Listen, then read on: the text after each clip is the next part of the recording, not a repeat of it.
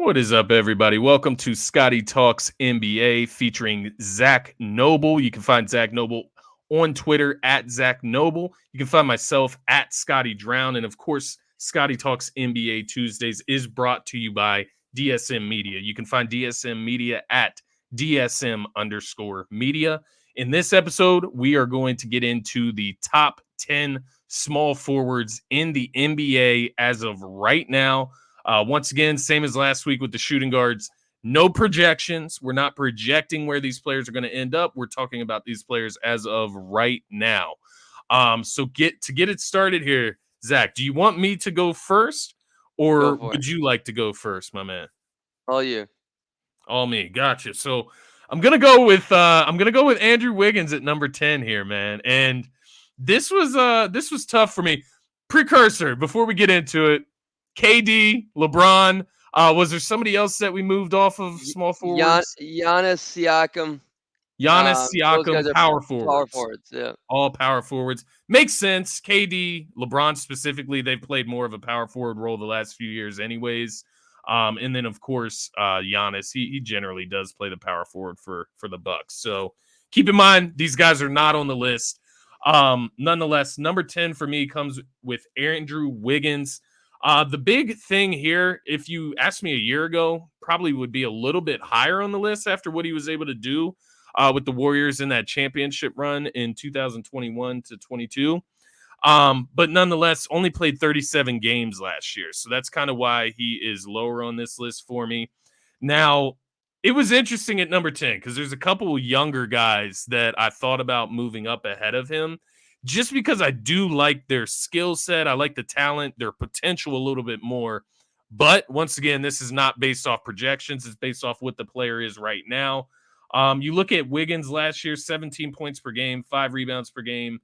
He shot 47% from the field, 40% from the three-point line. 40% from the three-point line is huge for him, but only 61% from the free throw line. Would like to see a little more consistency there. But the big thing with Andrew Wiggins, specifically to this Golden State Warriors team, is the two-way factor, right? The way he can defend guys in the same position as him.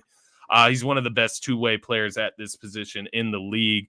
And I think you kind of saw that. Maybe it was a blessing for us to see the Warriors without Andrew Wiggins because they were completely lacking somebody with his skill set during the postseason run that they faced last season. So Andrew Wiggins comes in at number 10 for me here, man.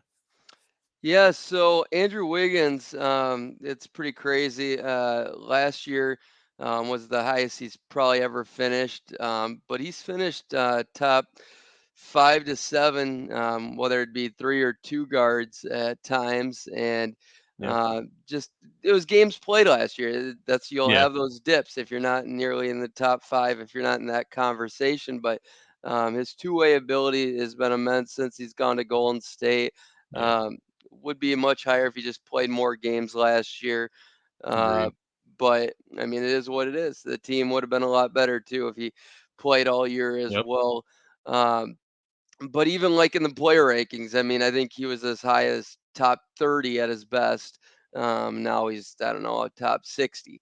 So His top 30, was that before Golden State or was that after he joined Golden I State? think it was last year. I think it Last was year. after Makes his sense. amazing playoff run last year. Yeah. I have to go back and look the exact number, but for me, Wiggins was number 11, and it was a big Okay. debate, but it was games played is the big factor. OG played double games as him, so I have Sure. OG Anunoby. Um, didn't have much in the playoffs to go off of. He was just in the play-in. Um, Yeah. it was no debate really after that. There'll be guys coming up that we'll talk about at the end that will have a debate here for this 10 spot. But OG pretty much solidified it. I can maybe accept OG at 9 or 8 would be a little stretch for me, but Precursor, I have OG at 9. okay. So All right. Well, OG comes in at 10 for me, having his best year ever. Let me ask you this, OG, do you think he can get any better than this? Because I don't necessarily. I don't. I don't see Okay. him getting better than this. I mean, what it feels like I feel like reports came out of Toronto that he wanted more responsibility and that he wanted to be involved more offensively versus like Yep. Pascal Siakam, who kind of runs that team. So maybe with more responsibility, a little bit of an uptick, but he's just not a pure scorer, and I don't know Right. that he can ever, turn into that. Right? It's called pure for a reason. So I think what would his cap be? Maybe 20 points per game, right? He's at Yeah. 17 right now. Yeah. Um, Like a Tobias stat line, but way it's better crazy. That's defense. exactly what I Yeah. was thinking in my head. I was thinking Yeah. Tobias. They don't have the same skill sets per se. I think OG is better for a fit wise. Like OG Anunoby on the Sixers fits much better than Tobias Harris on the Sixers, in my opinion, if that Speaking of makes that, he sense. was 19 for me. That's embarrassing for a max player. You're telling me, man. The thing with Tobias, man, he has skill, but his IQ, it And he sinks in can't for he him, man. can't adapt. He can't adapt his No. game, and he is just rides this roller coaster, and 19 though, that he's is crazy, man. yeah, Yeah. Hey, it's fair insanity, though. It's fair. I didn't even think insanity. about Tobias on this list, so fair Crumble enough. cookie isn't far off either. So um, Crumble cookie.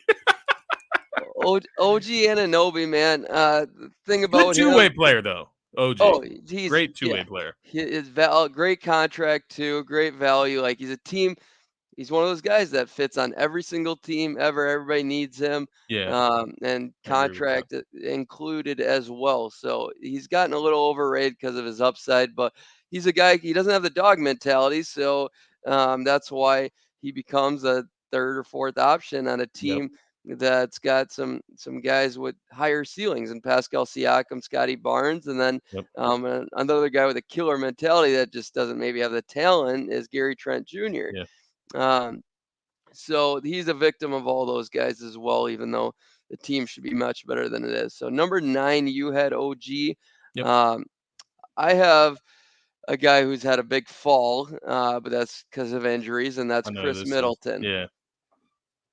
Still giving him his props. I mean, he could be behind Wiggins, and I'd be okay with it too, just because of games played and having a down year. But um, Chris is another guy that's fallen off. I mean, he's at his peak. He was top 15 to 20 guys, and I'd expect him to get back. I really do. That's why I was okay with paying him, and I was much higher on him in free agency than most. Yeah. So I think the shorter contract, I think they even got a little discount on him. Yeah. But if I was Milwaukee, I would have been in the James Harden sweepstakes. I'll tell you that. I would much rather be paying James Harden that Chris Middleton money than Chris Middleton because injuries, I mean, are racking up, and he hasn't bounced back from them Yeah. necessarily. Nor Yeah. does he bring the value that Harden does next to like a Drew Holiday. Like that fit is just Yeah. dreamy. Yeah. Um, Yeah. so it is what it is, but I would love that to be in the trade scenario if Harden and Giannis could figure out how to get along and make some sweet babies. But I Right. don't know. Yeah, you forget Don't about see the it. the Giannis and Harden I turmoil think from a I few think years back. Giannis can. I think Harden could too. Yeah. As players, it's just the location.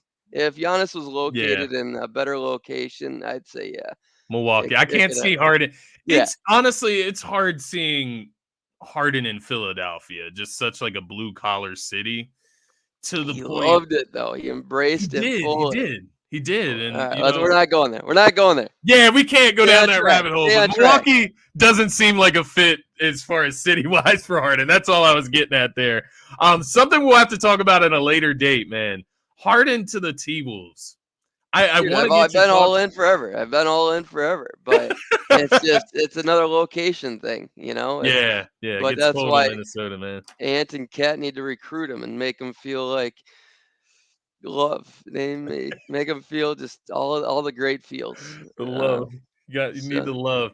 Hey, number 8 for number me, man, to get back to the list. okay, Number 8 for me is going to be Chris Middleton. So I gave him a little bit of benefit of the doubt, kind of what you hinted at there with your statement about him.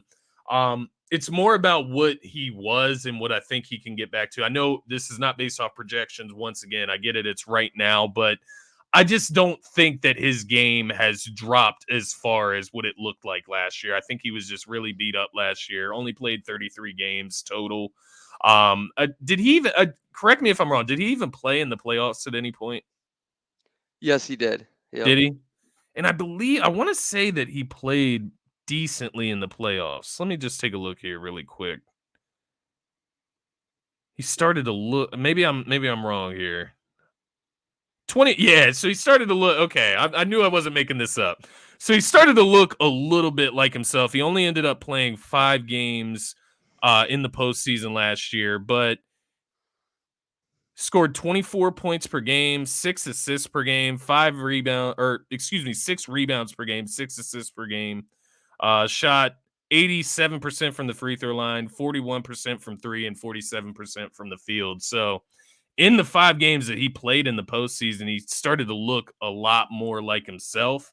And to that point, that's why he comes in with a little bit more credibility than what his numbers show from last regular season, where he was averaging close to 15 points per game on 44 and 32% shooting from three and field goal. But yeah, Middleton, we've seen him in the playoffs, how big of a performance he was, how big he was for the Bucks down the stretch in their championship run. And I truly believe that he can get back to that level, close to it, maybe not at that level, which is why he's not higher on this list. But I do believe he gets back to Chris Middleton-esque level this season with a healthy offseason. And you talk about one of the most pure shooters in the game, and he's a pretty solid defender as well. He's good on the defensive end. So looking to see him stay healthy this year. He does come in at number 8 for me, man. All right, so my number 8 might be the worst playmaker passer in this entire list, and that's what's going to hold his ceiling back. It's abysmal. It might be towards the bottom of my top 21 here, but this guy was always worried about his defense, his injuries. Finally put all of it together this year. 49, 41. 80 splits. Michael Porter Jr. at number 8 for me. Okay. Um, I still think he can get to 20 points plus. I think 3-point shooting is going to just keep going up. I could see him hitting 45 mark. I think he's that good of a shooter. Uh, Defensively, I'm all in on him now after that playoff run. It's just, Yeah. was that enough for him? I mean, I think he wants to be very good. I do. I think he wants to keep going. I think he's uh, fully ingrained in being great. Like, but does that transfer over to making others great because he doesn't think he has to with Jamal Murray and Nikola Jokic Right. there? That's why I don't think he'll ever be a good passer, playmaker. I mean, and so the thing is, he can be a bad shot taker because he's a great bad shot maker. Yeah. So I see him maybe getting 2 spots higher, not much after this, but he's a guy that will fluctuate throughout his career. And um, I think he's here for the long run, though, in this top 10. I really like him. I was really impressed with this playoffs. And why don't you have him on your list? Yeah, interesting enough, he actually does come in at number 11, so right off of the list Okay, here. not far. But nonetheless, it is just the lack thereof his role and what he does for the team. He is a great shooter. He's a great scorer in that sense, and I do think he's going to become a top 10 small forward. I just couldn't put him there yet. Now, I do like what you said regarding the defensive prowess in the playoffs. He finally decided to step up and turn it up on that end. And to that point, yeah, I think when he's engaged and he's going to play defense like that, he is a top 10 small forward. But I just have my concerns there that he is going to be like that all the time. And Yep. maybe that's just what he is, right? Maybe he turns it up in the playoffs and that's just the way he plays. But I do agree with you, just the shot making ability. I saw him on, I can't remember what pod he was on the other day, and he was talking about the shots that he takes and how he's always just going to let it fly. Like he Right. doesn't even think about it That's because good. the shooting capability, right? You mentioned it. He's one of the best, one of the greatest bad shot makers, and It's because you look at his form, man. Not only is this guy what 6'10" or something like that, Yep. 6'9", 6'10", but he shoots over his head as well. He elevates on the jump shot, so it's virtually unblockable, and you can't blame him for any shot that he takes. And on the other side to that, to your point, I think the lack of playmaking, we don't know, but I would imagine it has to do with the ball being in Jamal Murray's hands, being in Yeah. Nikola Jokic's hands. Even Bruce Brown, who they had there last year, he was relied on for playmaking in a sense in the middle of that offense. So he just really hasn't had the responsibility put on his plate. But maybe this year, no Bruce Brown on the team, right? And maybe not a as high quality of a forward backup.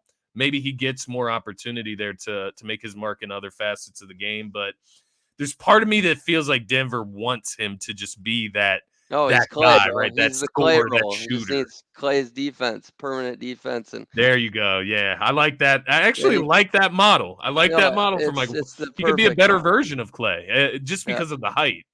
But we have to see where the shot making ability goes. But that ultimately, I guess what I would say is my worry. You say that you think he wants to be great, and I guess my worry is his motor. And so I guess we're sitting on kind of opposite stances there. I think you can want to be great and not have an insane motor. You can be great in your role and great at what you want to be great at. And That's I it. think he picks and Well chooses said. his battle. I don't think he necessarily wants to be great as a entire NBA player.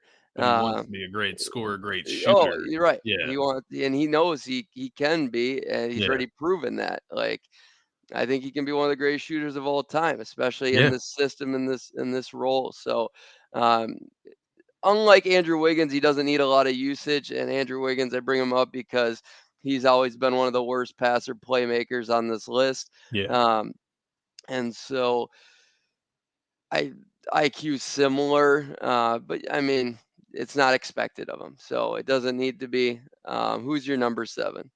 Yeah, so my number 7 is actually going to be DeMar DeRozan. So I brought him into this list.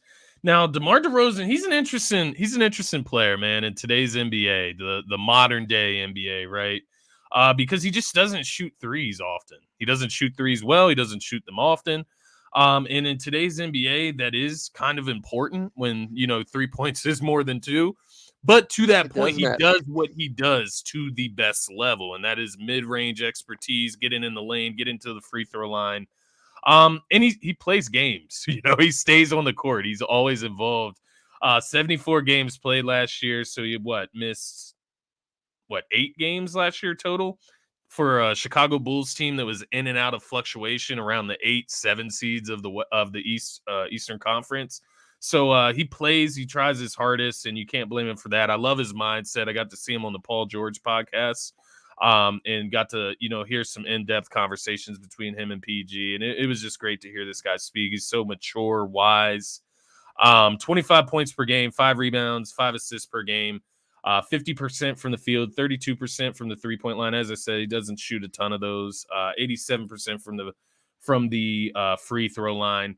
But yeah, DeMar DeRozan, I wanted to give him his flowers in the top 10 here. I think it's very easy to do so. And I would love to see.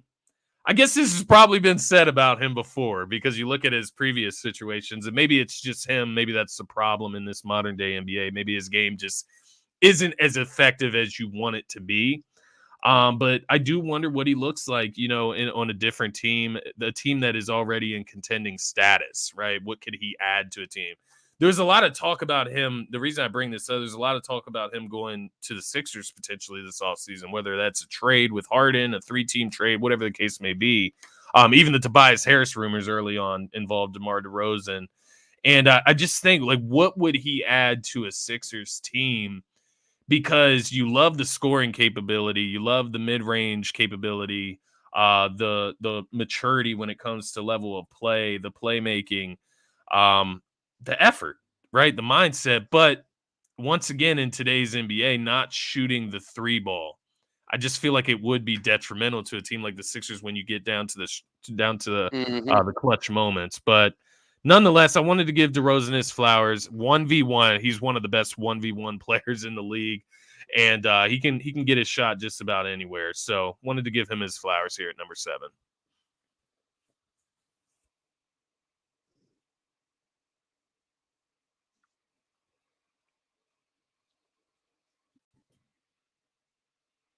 All right, so at number 7, I got Brandon Ingram. Okay. Pretty straightforward. Uh,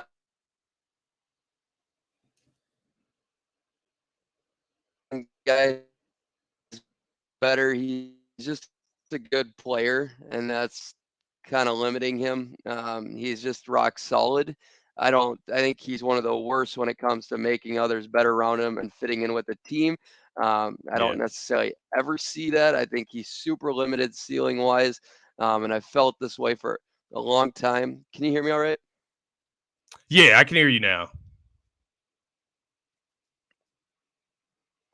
And now I can't. Let's see here. Have Brandon Ingram.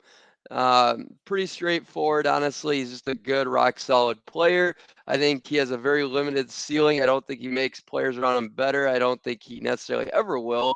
I Yeah. think he just is good in his role and what he does. He has to have a great team around him to be great. So his ceiling is very limited here. This is probably as high as he'll get. But with that said, I mean, he's fine. He's fine. He's good. If you have a stacked team, I'd add him to it, sure. But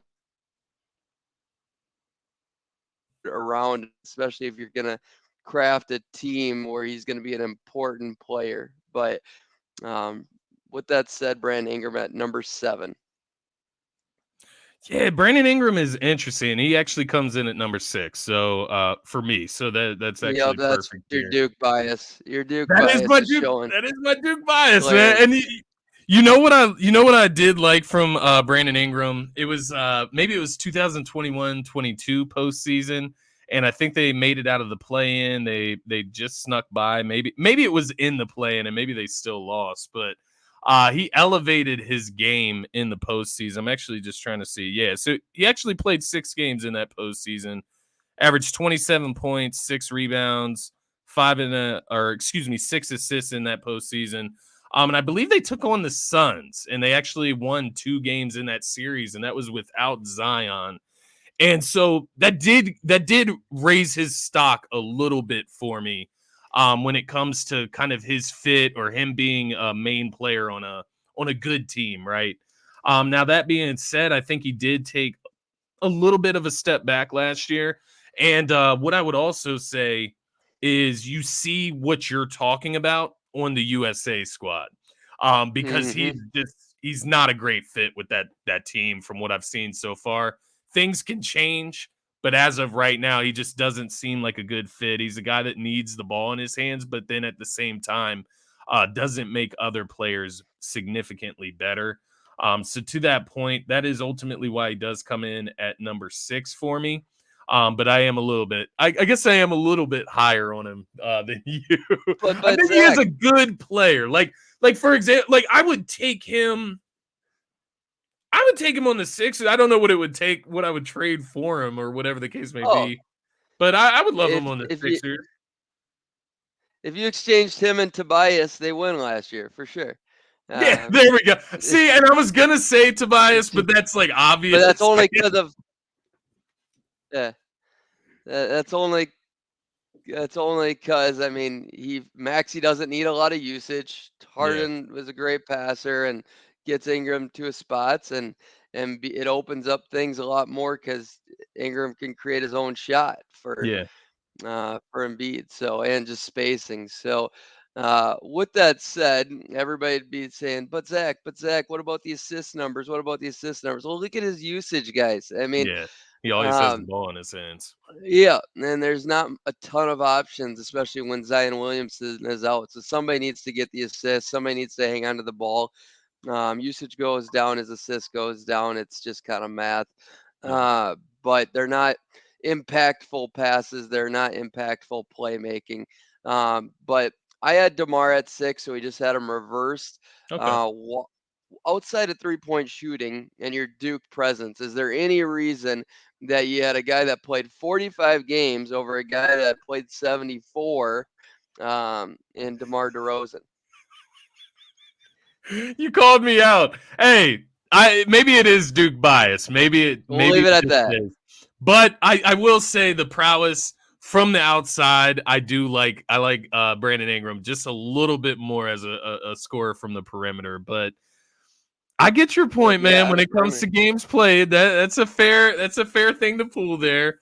But once again, that postseason presence against the Suns, that series held weight for me, man. It showed me that in clutch moments, Brandon Ingram can be there. But to that point, maybe I am discrediting DeRozan a little bit, man. The last thing I'd say on DeMar, because that's probably one of the options for a possible Harden trade, is like, Yeah, yeah, he's better than nothing. But I'd almost rather have the role players of Los Angeles Clippers. I really would. I mean that. fit wise. Just for defensive purposes. Yes, DeMar is one of those guys that are a good player. He makes players around him better sometimes. He's a great passer, playmaker, but like he's not quick enough with his decisions. He needs the Yeah, ball a lot to make his moves and to get to his spots and his shots. It's just how he scores. So he's not one of those guys that always exceeds the fit. He's not. yeah, Where I was talking with Chris Paul and Harden. So I'd try to stay away from that if I'm Philadelphia, but again, it's better than nothing. I'd rather have DeMar DeRozan on this team than a holdout in Harden. Yeah, Harden and not trading him because yes, this team will definitely be better and he'll win you games in the regular season when Embiid's out, and him and Max is a decent fit if you got Melton on defense and yeah. you got some other good defenders there. But yeah, it's just not as good as the pieces I think from LAC or other teams. So who's your number 5? Yeah, just to your point about DeRozan and that fit, it seems like he would clash similarly to the way Tobias Harris clashes. And I know DeMar DeRozan is a far better player, but it seems like he would Right. clash when it comes to his spots on the court versus Embiid's spots on the court. They operate in the same area, so I think that would clash a little bit. But coming in at number 5, I actually have Mikal Bridges coming in here. And, we speak to Mikal Bridges. Maybe I'm not putting as much weight as I should in his time in Brooklyn, because during those 27 games in Brooklyn, he averaged 26 points, 5 rebounds, 3 assists on 48, 38, 89% free throw shooting. Um, yeah, I can't speak to it enough. He fit his role right. He was a guy that kind of exceeded his role on the Phoenix Suns. He was their best defender when he was on that team with Devin Booker. And he goes to Brooklyn where he gets the opportunity to be the focal point on offense. And we see him take full advantage of it. And it's something that I thought he had in his bucket because of what he did for the Phoenix Suns, right? Like it wasn't just him spotting up at the 3-point line. He could get his own shot in that offense from the mid range, from the 3-point line. He can get to the rack. He's lengthy. And once again, he defends the best player on the other team. So when you talk about two-way talents, you see it on the USA team, what he brings as well. He's another guy that I feel would fit on almost any team. Now, mind you, he's playing great on the Brooklyn Nets as the guy, but I think you could throw him onto any contender in the NBA and he would probably start for that team unless they have, like a Paul George or some of these other guys that we have ahead of him here. But nonetheless, I wanted to give Mikal Bridges his flowers as a top 5 small forward in this league. And it's just the two-way presence on top of what he showed in Brooklyn. For sure. Well, we're on the same page. I got Mikal there. And this is all because I am valuing his Brooklyn time so much, as we should be. Yeah. This is his role going forward. This is who he is. There's a big enough sample size. He was excellent in the playoffs. And a lot of people compared him to OG and Anunoby for many years and said, uh, this is what OG could become. And they kind of dream of that. But like, I've never I saw a little more of that in Mikal. I always had Mikal ahead. But I mean, if you want an argument for OG becoming anything, it's Mikal Bridges.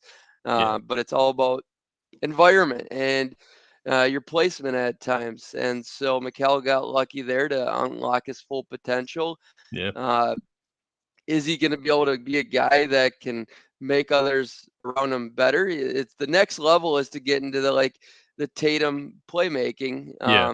Paul George esque, and even like Kawhi, and Yeah. that's what really will separate him. And he's got to become a better rebounder too. All those guys are way better rebounders. So Yeah. rebounding, passing, playmaking are his gaps. I mean, he's a great scorer and defender right now.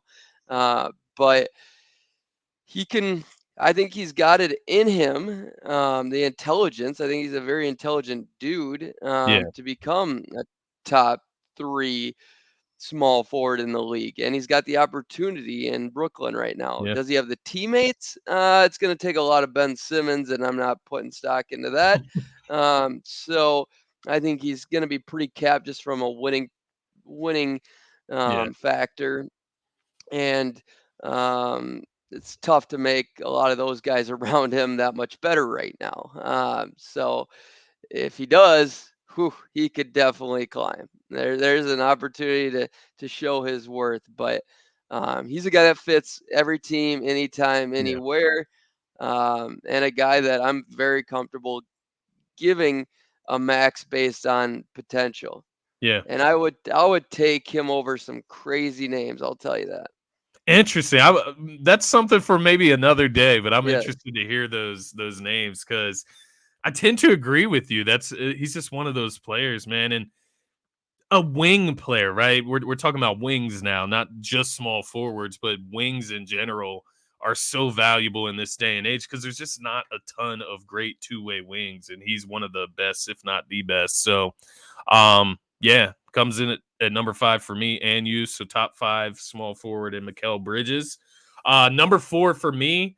This is where we get into what I believe is the elite group of this position, I should say. Um, PG-13, Paul George. This is where he comes in for me at number 4. 56 games played last year. That's usually the thing for Paul George's games played at this point. He's just dealt with a ton of injuries throughout his career, and they just don't seem to be slowing down. I don't know if it's just load management or if it's injuries behind the scenes, whatever the case may be. But he's still one of the best players in the league, one of the best two-way players in the league. We talked about that with Mikal Bridges. 24 points per game last season, 6 rebounds, 5 assists per game. Shot 46% from the field, 37% from 3, and 87% from the free throw line. But yeah, I think there's not much to say about Paul George. We see how coveted and how loved he is by the youth, and I think it speaks to his skill set and what he provides for a team. You mentioned the playmaking ability. That is ultimately why I put him over a guy like Mikal Bridges at this point. Because Mikal Bridges, he played actually more than the entire regular season last year. He played 83 games between the two teams that It's a he rare played on breed. last year. Rare That breed. matters to Yeah. your point that you always bring up. So the only thing that is separating those two for me right now is the playmaking ability and the fact that Paul George does make his teammates significantly better. But shout out to PG-13. He comes in at number 4 for me here, man. Well, we're on the same page again here. So I also have Paul George uh, taking a little step back and rebounding. Yeah, I'd say it's a little decrease in defense too over the years, but I'd say he's still very close to his peak. I'd say he still is. Um, this is where the conversation starts with Mikal Bridges. Like, if I'm going Brooklyn, I'm 100% taking Mikal Bridges 1 year, every year going forward. I'm taking Mikal Bridges. It's a situation to situation thing. Like yeah, LA Clippers, I'm taking Paul George because you got Kawhi there, and Paul George is the much better player. Yeah, he is. There is a tier gap here in player. I mean, he's complete. He's yeah. very good. Mikel's got a long ways to go in a I like couple that categories. word, complete. He I like is. that. He's a very complete player, um, and polished, and he is who he is. This is Paul George you're getting. So it's like Mikal Bridges is hoping to become Paul George. Yeah, yeah. That's the next step in That would this. be a So. good ceiling Oh, for it'd be an Mikal Bridges. amazing outcome. Yeah, But yeah, most young teams I'm taking Mikal Bridges, most old teams I'm taking Paul George. It's kind of where that conversation is. But Paul George, I mean, I want to see him healthy with Kawhi for 1 year. I pray every day for it. That's one. Just one full through the playoffs, both of them. Um, I would love to see Harden there. I just want it to get over with. I want to see it happen because all the three of those guys I want to You make it see so easy for those make guys. make their run. I would love to see Kawhi Leonard win a third and just keep climbing the big debate train. And I mean, Yeah. they're fun players to watch when they're peaking. They are absolutely on a tear, but um, it is what it is. Number 3 for you. Yeah, this is where it got tough for me, man. And I'm still like unsure at this point, but I'm gonna go with Jimmy Butler here. I'm gonna go with Whoa! Jimmy Butler. It feels bad to do it, but I don't know, man. I don't know. I'm going with Jimmy Butler here. Obviously, it's all about postseason, Jimmy. When you look at his numbers in the postseason, that's where he shines. And it's been the last, 3 to 4 years that he spent with the Miami Heat, where he just goes to another level in the postseason. But even last year in the regular season, played 64 games, 23 points per game, 6 rebounds, 5 assists, 54, 35, 85 shooting splits. He's a talented player. Once again, just steps up in the postseason. You could argue if you just go off postseason play, you could argue he's the best small forward on this list. I mean, in the postseason, in the big moments, Jimmy is the guy that answers that call. But the other two guys, man, that I have ahead of him on this list, they're superior talents. They're they're all three elite. I don't know. There's just Okay. something about this next guy. I just couldn't put him under Jimmy, but there's an argument for it. There's an argument for it with games played, the last few years in the bigger moments. But I just couldn't do it with this second guy I have on my list here. But what about you? Who do you got at number 3, man? So I guarantee you have Jimmy ahead of. I mean, this guy at number 2, but which is understandable. He was unbelievable. 35, 7, and 6 off 55%, 60% from three, 88 from the line. That's an insane, even though it's only 5 game Yeah, playoff run, but like he didn't have the teammates. It is what it yeah, is. He went against a better team. Kawhi Leonard at number 3 for me. I mean, that was the best playoff series, arguably, of the playoffs by anybody. Nah, Jokic was definitely better. I take that back. But he was a top 3 playoffs. yeah, Oh shoot, never mind. He only played 2 games. That's the problem. He was yeah. hurt. That's why those numbers are That's yeah. inflated. Yeah. And that's another reason why I'm had him at number 3 here. Yeah, I mean, yeah, he was excellent for those 2 games. He was excellent for those 2 games. But yeah, that's exactly the reason why he's number 3 for me. Yeah. And they would have won if he played the whole series. I truly believe that. Yeah. Um, Man. I would he takes down Phoenix if they are healthy, which is That nuts is because they almost did without him. They almost took him down They without him. did, man. They played really well. They That was an played really amazing well. series. Yeah. Yeah, man. Kawhi is number 2 on my list here, and it's so wild. I had Jimmy actually written down ahead of Kawhi, and I kind of just I flipped my switch here right on the show, and went with Kawhi ahead of Jimmy, just because of the ceiling. You talked about the numbers there. That's what I would look at as Kawhi's ceiling when he's at his best. It's probably those numbers that you just read off from his two Right. games in the postseason this last year. But you can't argue with the fact that Jimmy shows up in the biggest moments, especially the last 2 to 3 years, or maybe even the last 4. I believe they've been to the NBA Finals in 2 out of the last 4 years, or something like that. Been to the Eastern Conference Finals 3 out of the last 4 years. So Jimmy, he has the beautiful resume, but there's just something about Kawhi and the skill set and the talent level that I just have to give him the benefit, even with the injury concerns, even with the load management, the lack of games played. He's just such a talented player, such a great two-way player that I kind of just weigh that. I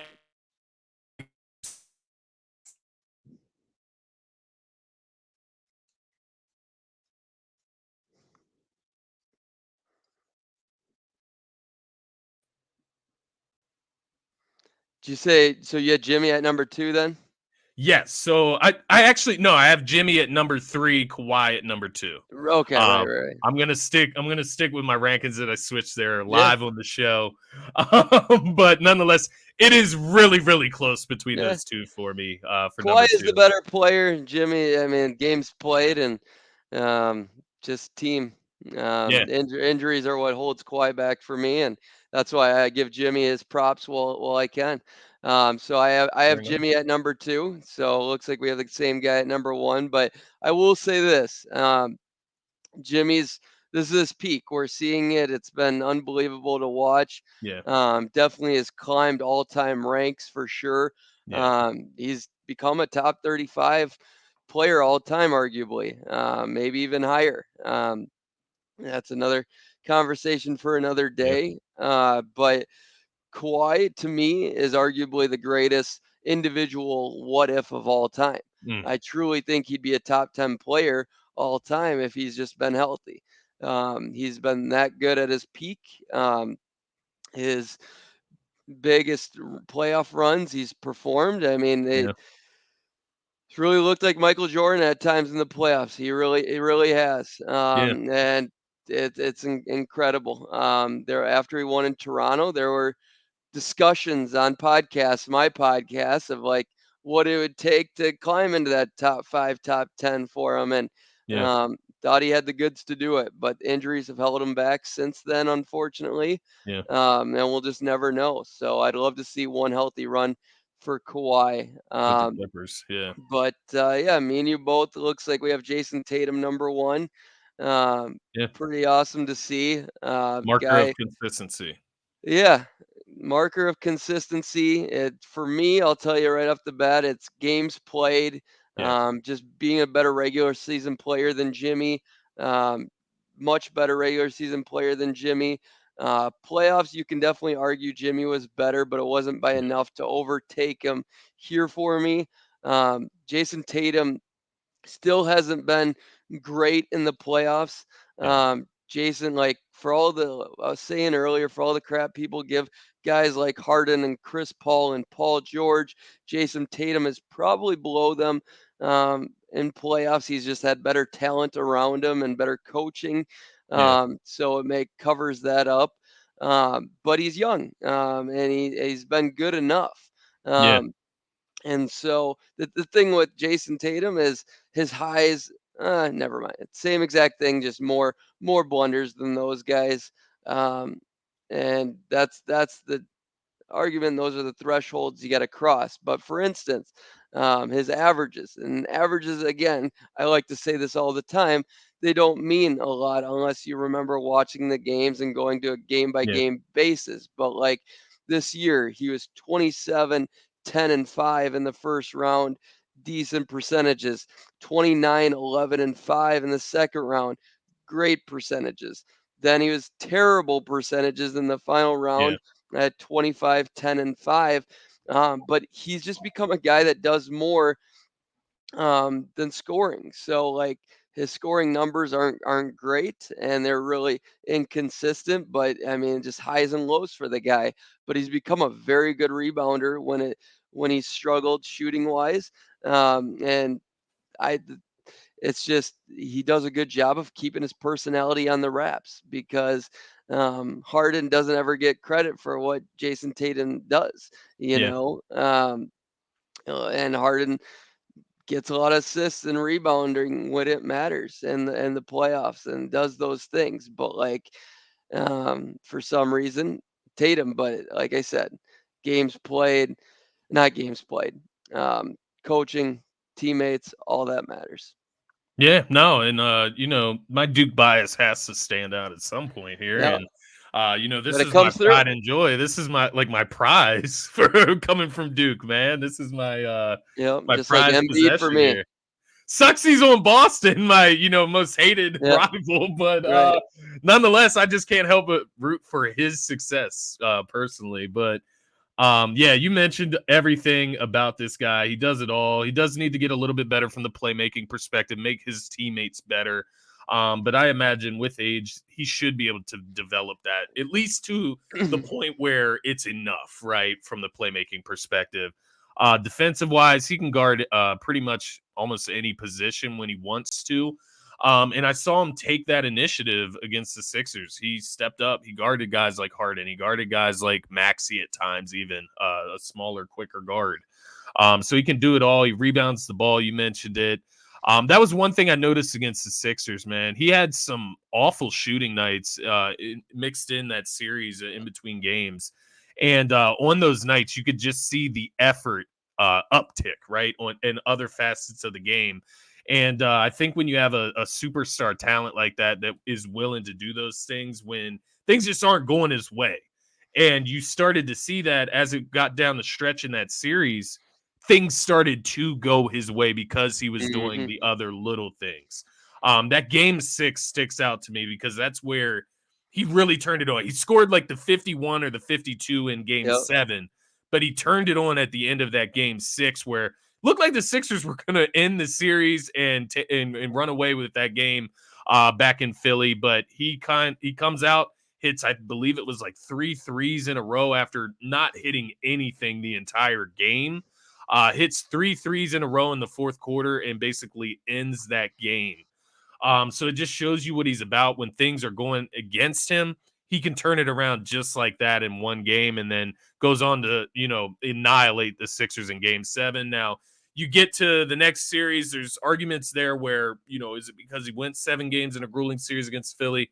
I'm not going to give him that excuse. That's part of playoffs, right? Right. That's games played. That's part of the road to or the journey to the championship. So doesn't get that benefit of the doubt, but he was that much better of a player in the regular season as well as not being that much lower of a player compared to like a Jimmy Butler, right?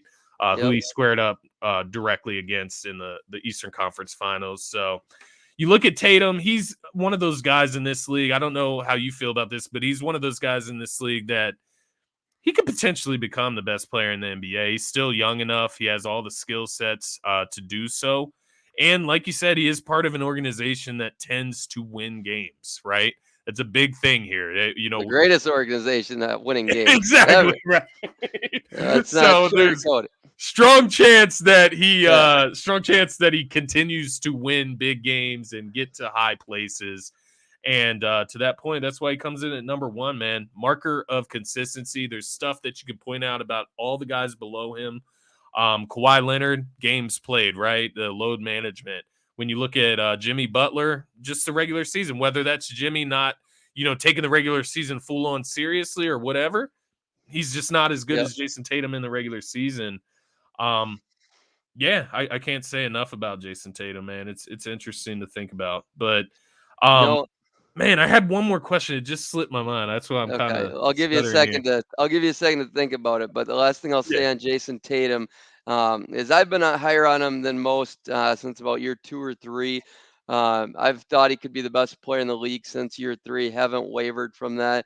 Definitely times of the playoffs. But like, here's the thing: he's still young enough, and he still has exceeded expectations. If you have yeah, reasonable expectations on him over that's and fair. over, that's why these blunders. That's why Harden early in his career, like getting past the first round, even with those shit teams, going to the conference Yeah, finals. That's exceeding the realistic yeah, expectations. yeah, And it's all about expectations and having realistic ones. And Jason Tatum's only done that. He's might have underachieved this year, losing to Miami. That is an underachievement, but it's a very minimal one. And he's still young enough. That's definitely a blunder. He'd had a yeah, blunder. Losing to a team, they're Boston had the best roster in the NBA and yeah, deepest roster, but they went away from it too. Their depth a little bit. But anyways, this is my thing on Jason Tatum. He is on the Giannis trajectory. He is on the Kawhi Leonard trajectory, the Paul George trajectory that yeah, stopped at a point. Um, and the Pascal Siakam trajectory that stopped at a point. And that trajectory is literally improving for 6 freaking years straight, 7 years yeah, straight in every single category across the board: rebounds, assists, points, you name it, like the main ones. And then he's up to 8.8 rebounds this year, 4.6 assists.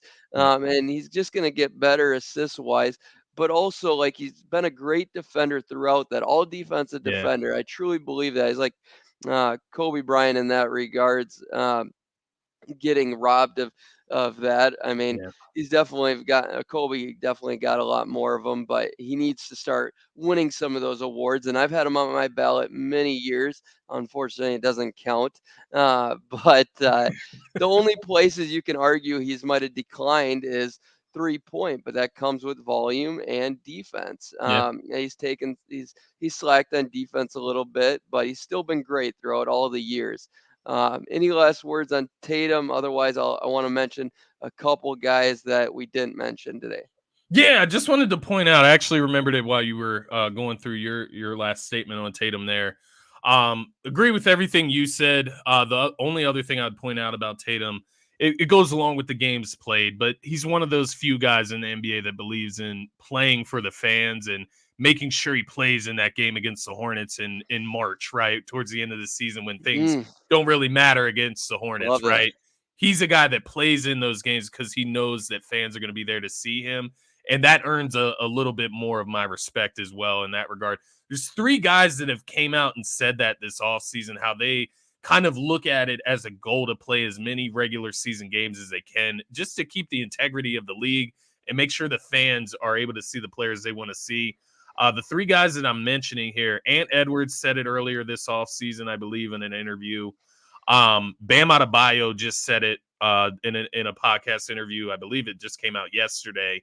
And then Jason Tatum is another guy that had mentioned that kind of in regards to the same thing as Kobe, right? Just going out there. Not only are you going out there to perform for the fans, but you're going out there to practice your craft. Like that's the point of basketball. That's the point of the regular season is to build that chemistry with your teammates and build your craft up to the point where it's ready for the playoffs. So I love guys with that mindset. So just another kudos to Jason Tatum. But who are your young guys that you wanted to mention here? Kind of honorable mentions or guys to look out for? Yep. So, guys to look out for. There's basically two tiers here. The first one I can see next year just popping onto the scene in the top 10 here, and climbing as high as like 5 or 6, maybe. It depends if they keep growing at the rate they are or not, really. Fair But enough. so number 12, Wagner, Like Orlando that. Magic. Two-way guy. It's just, is he going to have the scoring prowess? And that team's becoming deeper and a lot of competition there. 13, I really expect him to because I don't think there's a ton of competition. But Devin Vassell, I Love think that. he's going to be the solidified small forward. Malachi Branham will be the 2. Um, and Keldon Johnson, the 2, but they'll be switching off from the bench, what have you. But so number in the same tier, number 14 is my boy Jaden McDaniels. Um, Love that pick. I think Love that pick. he could get up there. He's already a all defensive guy. It's just, can he become a better ball handler like Jaylen Brown? I mean, that sort of thing is Yeah. really, really similar trajectory as Jaylen Brown there, to be honest. And then the last two in the same tier is Scotty Barnes at 15 and Trey Murphy the third. Um, and so they all Trey have Murphy the third. Love that call out. That's my all guy. all have their gaps there, but they all have pretty similar ceilings, in my opinion, Yeah. and similar opportunities. But Scotty Barnes probably has the biggest opportunity and the most pressure on him of that group. Yeah. No, definitely. I love all the guys you mentioned there. So Keldon Johnson, he doesn't fall into that He's category for he's a you. shooting guard. He's a shooting guard. So he's a shooter. Okay, I got you. I got you. And then the only other guy I had written down here, just as kind of an honorable mention, he's a little older though, but Bogdanovich from Detroit. Oh yeah, he didn't make my top. He's probably 21 or so, Yeah, 22. fair enough. Um, but no, Boyan did it. I think he's a power forward though, man. I swear I'd put him as a power forward. Um, I don't let's know. It's confused. I'll be honest with you, Zach. It's confusing because Oh, I that's we why I asked run. you this morning, Yeah, LeBron. Because if you look at other lists from other sites, they're all different, right? You yep, go to ESPN, the positioning listings are different.